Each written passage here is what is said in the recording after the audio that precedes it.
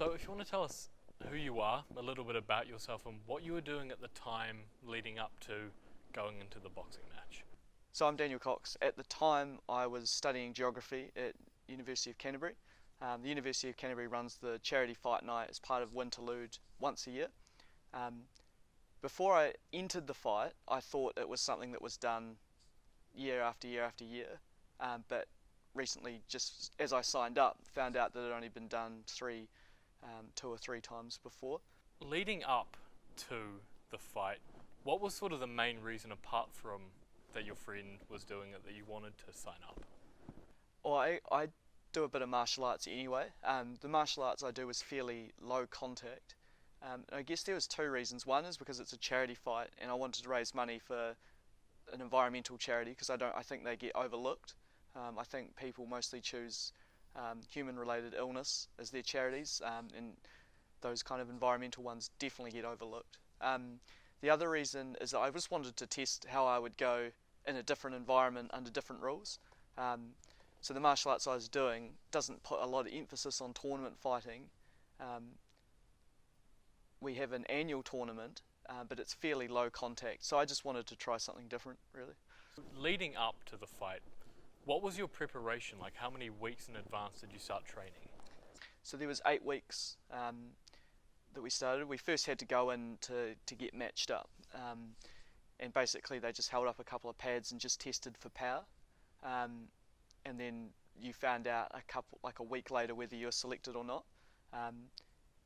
And then after that, it just started out mostly fitness, and then they sort of incorporated about a session of sparring, sort of in the middle of the week, with most of the fitness happening on the Saturday. You do 3 trainings a week.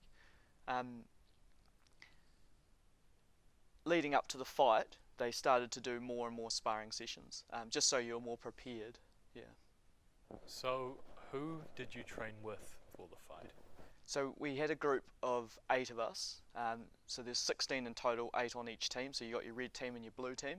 So we were training with different people of different weights, similar weights, different genders sometimes as well, which was quite challenging.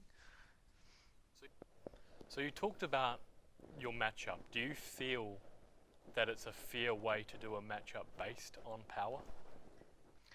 Well, I thought the matchup outcome was good. Like, the outcome was good, but I thought that because we only threw about 4 or 5 punches, I didn't think that was particularly thorough.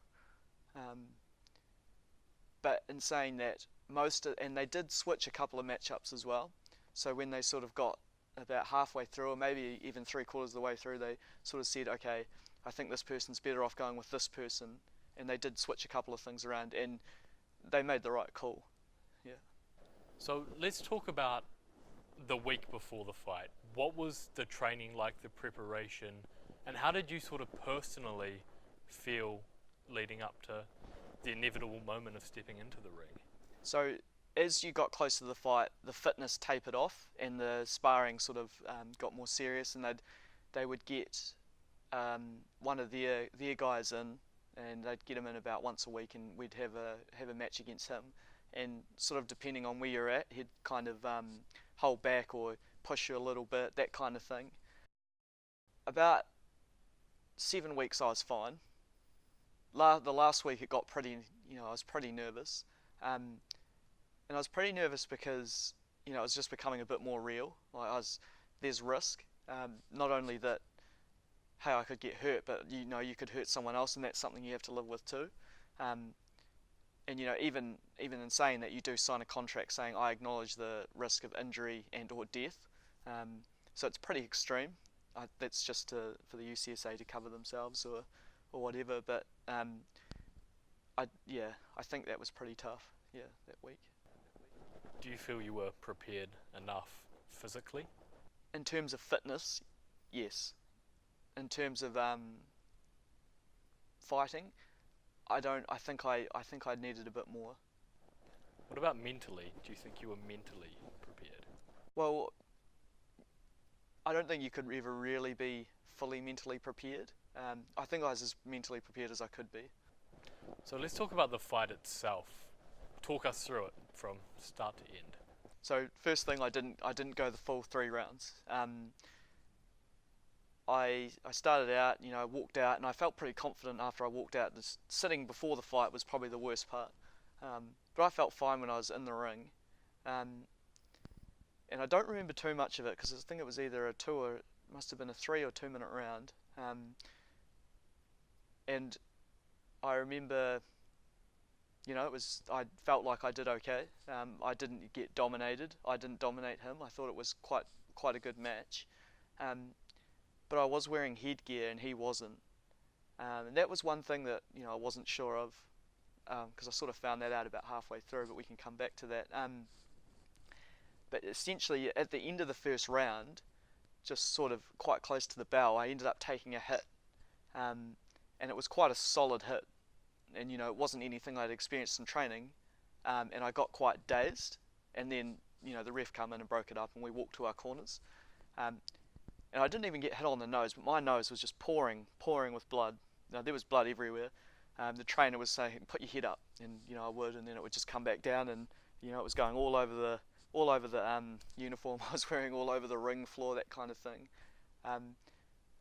But I sort of made a decision. I was like, if I didn't know how bad the head knock was, because I've never been hit in the head like that before.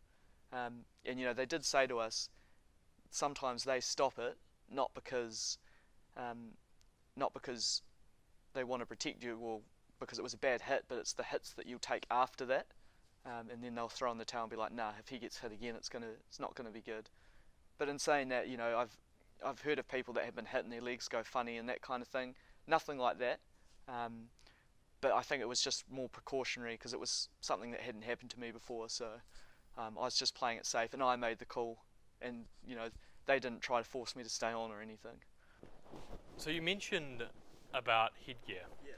Now, what was the go there? Did they say you had the choice, or was he just saying, I'm not wearing headgear? So it was a choice. I was under the impression that it was compulsory, and I think it should be compulsory. Why is that? Why do you think it should be compulsory? Because I feel like if one person's wearing it and someone's not, it gives someone an unfair advantage, whether you can take more hits to the head, or whether it cuts off your peripheral vision, that kind of thing.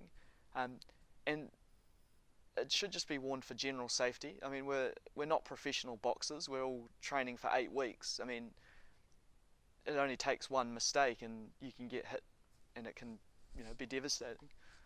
Now, I want to see what your reaction is here. Now, we talked to an expert in mixed martial arts, Muay Thai, Brazilian Jiu-Jitsu, and he absolutely despises headgear for the fact it makes your head a bigger target. Yeah. Now, the thing with headgear is it's not exactly a safety precaution. For the reasons he believes is when you get hit in the head, it's more your brain bouncing inside the cranium.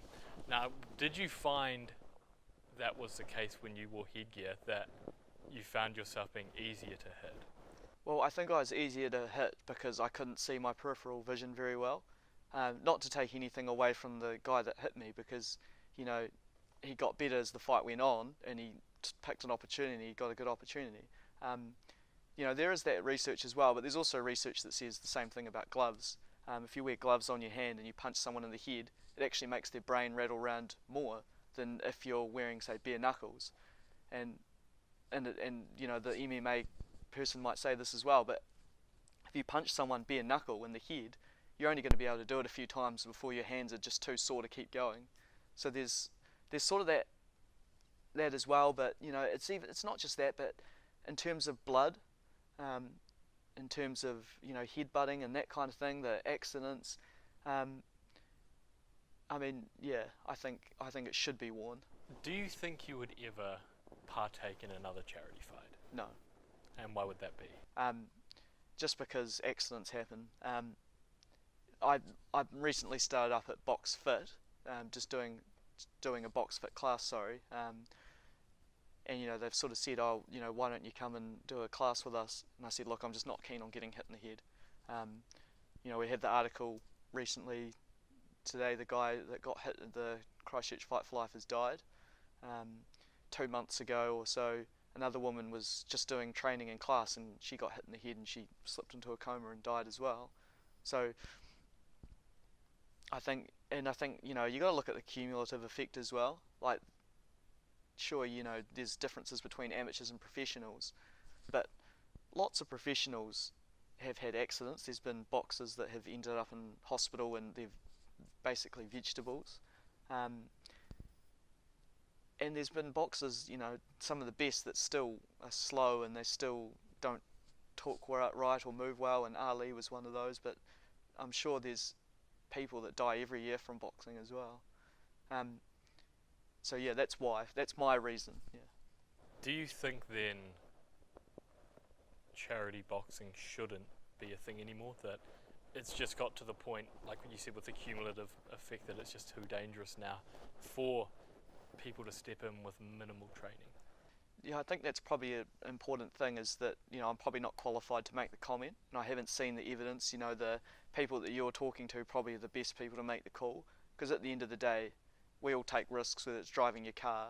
You could have an accident, and we don't, you know, legislate against that.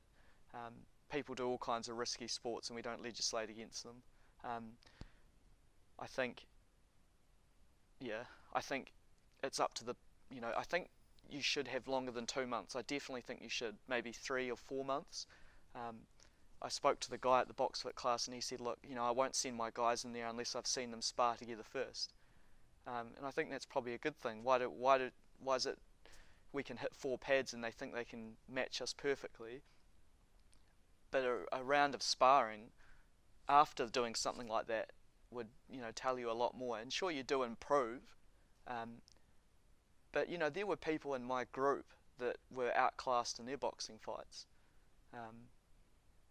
and you would have seen that straight away if you had to put them together, because some people are just more aggressive than others. So is there anything you want to add about your experiences or charity boxing in general? Well, I mean, I have no regrets about doing the charity fight night. In hindsight, I might have been a bit more reluctant to do it. It's, you know, it's not nice preparing for something for so long and then feeling disappointed at the result. But I'm content that I walked away not hurting myself and not hurting someone else. So I don't really have any regrets. And of course I raised money for a charity as well, which was, you know, I raised over $1,000 for an environmental charity, which was, you know, was one of my goals. But I don't have any regrets. But yeah, I think in future I'd probably be a bit more reluctant to participate in something like that.